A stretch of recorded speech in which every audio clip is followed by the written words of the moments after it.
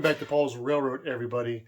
I am super excited today. Today, Amazon dropped off my portable airbrush. This thing is made by a company called Yids. I'm sure I messed up the name. I will put a link in the description below if you would like to check it out for yourselves. Folks, this might be a game changer for me. I mean, think of the possibilities. You want to work on your layout, touch something up, and you don't want to drag your big air compressor all the way over to your layout?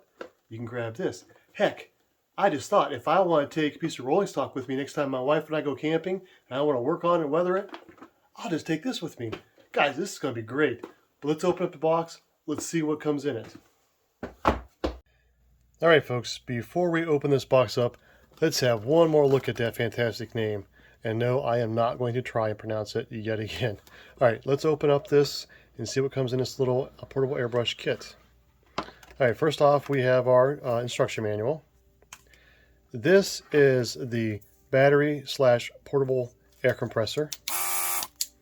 One thing I like about this is that it states that it puts out 20 psi, which is the pressure that I run my regular airbrushes at off of my big air compressor. Does it put out 20 psi? Not sure. And to be quite honest, I do not have a tool to measure that, but we will see how well this works.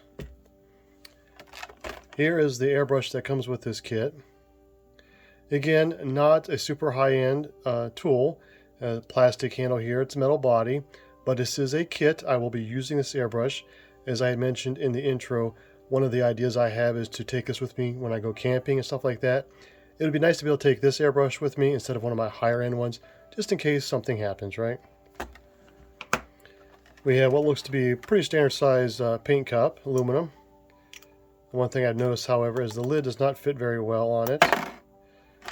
Just a new O-ring would fix that, but just keep that in mind if you're looking at this kit. In the back here we have 2 more paint cups of larger capacities. Now under the tray is the rest of this kit. Oh well, this is a nice surprise actually. Here is your air hose, and it's actually braided. I was not expecting that. I figured for sure that this would be a plastic cheapo air hose, but it's not. It's braided. Again, quite surprised. Here is our charging cable. Nothing big and fancy there. And a little baggie that has some cleaning brushes, a little pipette, and what appears to be a tool for the airbrush. Alright, this is all that is in this box for this portable airbrush kit. Now, let's see how well it works. Alright, now on to the testing portion of this video. Now, why am I creating this video to begin with, actually, when there are so many other YouTube creators out there who have done reviews of these portable airbrush systems? Well, from what I can tell from watching those other videos, most of those people are professional airbrush artists. Guys, I'm not. I'm a model railroader. I'm painting model trains, and I'm painting model buildings. I'm not painting motorcycle tanks, cars, trucks, or some fancy piece of artwork on a canvas. I'm painting models, guys. Also, those folks, from what I can tell, they are using professional grade airbrush specific paints, such as this Wicked paint here made by Creatix. And they're thinning those paints with specific airbrush paint thinners. Again, I have a Wicked paint thinner here made by Creatix. Me, guys, if you've watched any videos on my channel, you know I like to do things cheap. I'm a cheapskate.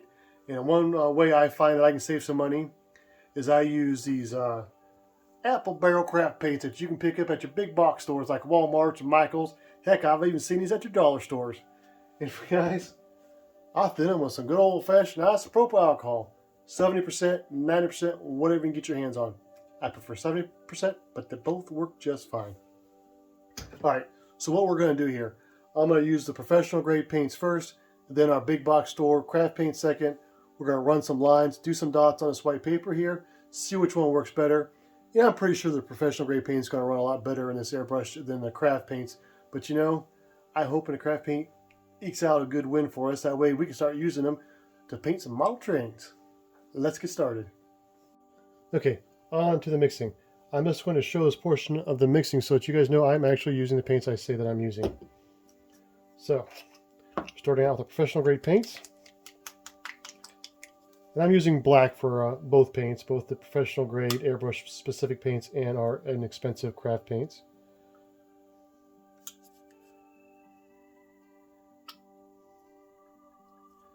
Doesn't take too much. This is a little thick, so we're going to have to thin this one down pretty good.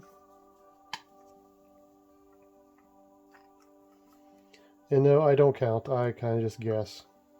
Again, not a professional here.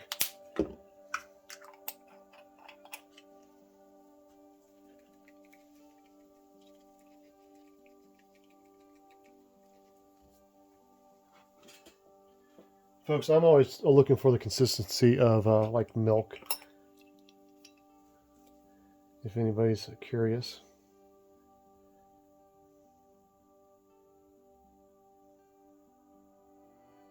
Yeah, it looks pretty good. Give it a little more shaking. All right, now the most important part at any step when it comes to airbrushing, strain your paints. Cannot emphasize that enough. Even your good professional paints, always strain them. That'll help you save a lot of headaches.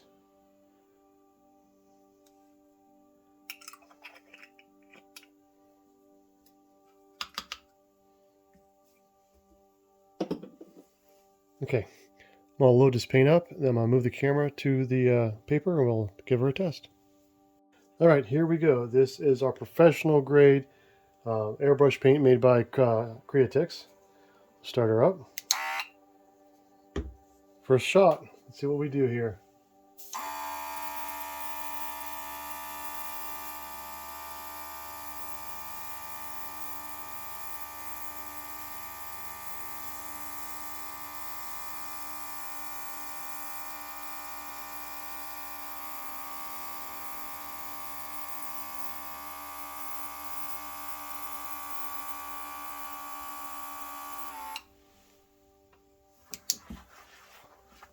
Well, I give that a big old thumbs up. That worked just fine. Felt just fine in the hand. Painted just fine. Good control of the airbrush. I'm impressed. Let's get this thing cleaned up and let us use our craft paints and see if we can duplicate this. See if it still works as good. Cross your fingers. All right, now on to our apple barrel craft paint. Again, just want to show you that I am actually using the paints I say that I'm using, guys. I don't want anybody to think I'm cheating out here because I don't play that way.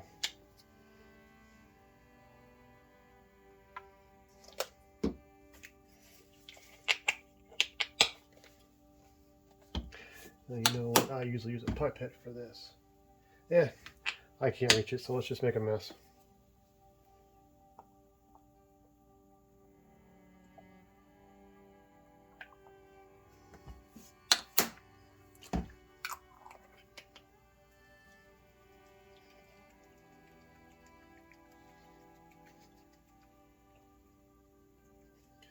And again, like I said, I'm shooting for, you know, a milky, watery kind of consistency. A little bit thicker in water if possible, but yeah, it's a little too thin, but you know, it'll work for this test.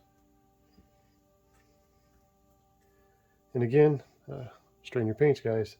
Cannot emphasize that enough. Most important step. As you can see, when I showed the strainer just a moment ago, there wasn't anything in that strainer.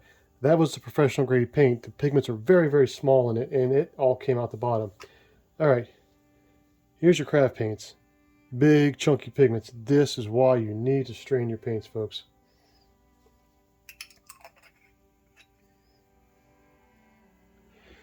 As you can see, we have an empty paint cup. A little bit cleaner in there still.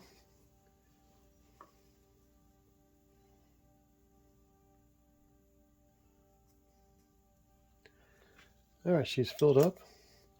Now I'm just going to move this camera up while I got you here. Our canvas. All right.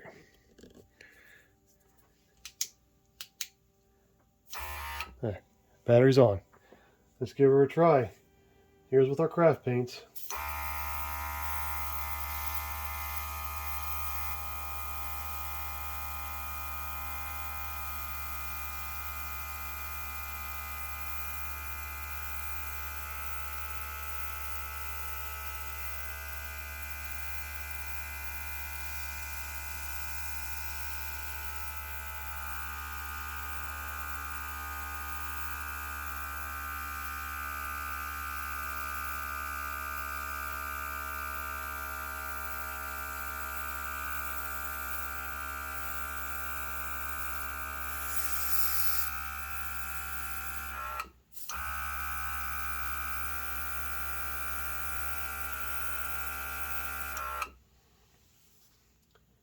Well, folks, again, I'm giving this thing another thumbs up. It works pretty daggone good with the craft paints. Like I said, pigments are different. Craft paints are cheap for a reason. You're going to pay more for your higher end airbrush specific paints. But for a model railroad, for a structure, something like this, your craft paints are fine. And this airbrush is shooting them just fine for me. I'm very happy with this purchase, guys. Let's get cleaned up and I'll give you my final thoughts on it. All right, guys, my final thoughts on this little portable airbrush kit. Well, I love it. I am so impressed at how well this worked. I did not expect it to work as well as it did. You know, I use both the professional airbrush paint and our craft paints.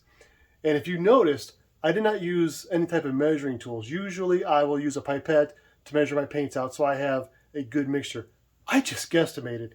And this thing shot both paints almost indistinguishably. It shot them both so well. And when you're guesstimating, a lot of times you will over-thin or under-thin your paints. It didn't care. It just worked. That impresses the heck out of me. So, who is this for? Well, I'll tell you right now. If you're thinking about getting into airbrushing, specifically for modeling, I don't know if I would use this for fine art airbrushing, but for modeling, dude, this is awesome. If you're a first-time airbrusher, this is a great way to go. As a matter of fact, I just checked Amazon. Today is February 6th of 2023, and right now Amazon has these for 14% off. They are $59.98 right now, I believe. Normally $69.99. It's a great deal. Heck, for even under a $70 normal price, I still think it's a great deal. Why? Because you're not going to get anything that shoots as well as this cheaper. If you buy a low-end Iwata, you're going to be spending $50 to $80 for that airbrush alone. Now throw in another $180, $200 on up for a compressor. Now granted, you can buy cheap compressors, but you're going to hate them. They're loud. If you watch my other video, you'll know how loud they are. So you're going to have $300 to $500 wrapped up in an airbrush and a compressor. Normal price, $69.99. You can't beat that. Also, I think this would be great for a person who has a layout and they need to touch up stuff on their layout. And they don't want to take a chance of dragging an air hose across their layout and messing up their scenery. Because, I didn't show it, but you can take this hose off, attach the airbrush directly to the slow air compressor, and you have a super compact air system here to paint with. That's a great idea. Another great idea. I'm taking this thing with me camping, guys. Next time my wife and I go out, I'm taking some rolling stock. We're going to do some weathering in the middle of the woods. Hey, why not, right? So, one more thought. As you know, I'm a model railroad channel. I am not an airbrush channel. With that being said, however, I have been airbrushing for a long time. Not a professional, like I said, but I know my way around an airbrush. When I pulled this out of the box, I just did a few tweaks to it before I even plugged it into this little air compressor to see that, to make it paint the way it did right out of the box. If you guys like to see more videos like that, how I set airbrushes up, how I clean airbrushes, whatever, leave a comment below. Tell me what you want to see, and I'll make a video on if I get enough comments, enough interest in it. Again, guys, I love this thing. Go get one. With that being said, thanks for watching. Thanks for spending your time with me. I'll see you next time. Take care.